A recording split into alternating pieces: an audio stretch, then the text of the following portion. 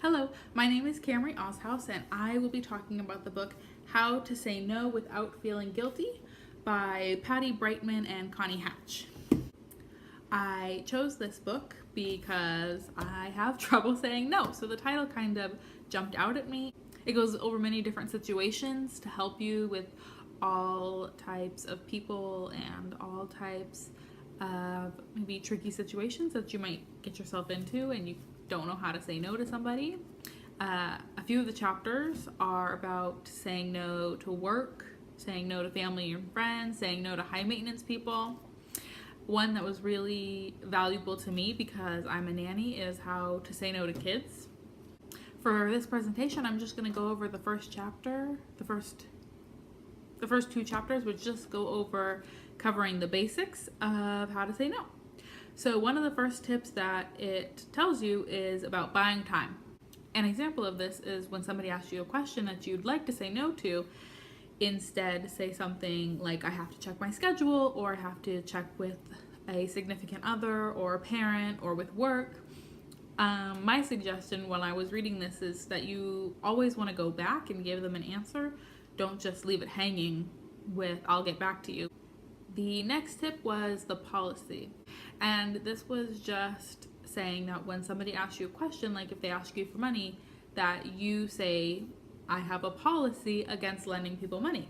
And this is just to show that you've thought about it and that it isn't specific to them, but that it applies to anybody that asks the same question. This can get a little tricky because their next example was, I have a policy to have dinner with my family every Friday. And if that's a lie, then you may later get caught in that lie if the policy that you're talking about isn't true. So I'd be careful and make sure that any policy that you tell somebody is an actual policy that you have and that you have an explanation for why you do that. The third tip that they give is prevention. And this is pretty much don't be at the wrong time at the wrong place. So if you're taking a day off and you want to be alone and you just want to catch up on Netflix or a book and you don't really want to be bothered, then you don't want to tell people that you're taking the day off because it may open up questions that they may have, like, do you want to go somewhere, or can you do this for me? And really, you just want to be alone. The next one is very basic, and it's I have plans. It's kind of a go-to. You don't have to explain your plans, and it's general enough that you're not lying and you don't get caught up in a lie. And the book does suggest later on that you not go into too many details because it's easy to get details wrong later or for people to be specific, but also people tend to want to fix the plans or rearrange the plans in order for you to help them do whatever they're asking you.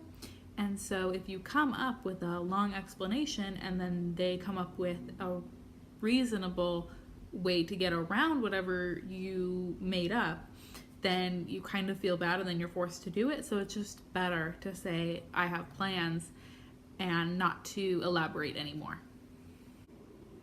This is a pretty easy one to use, and it's good for beginners and basics to start you off. And the last thing that they talk about for tips is the face-saving excuse. These are little white lies. You know, if somebody asks you out, you may not want to be blunt in the reason for not wanting to go out with them. So you'd say something like, I already have a boyfriend. And as long as it's a stranger, you would never run into the situation where you'd be caught in that kind of lie.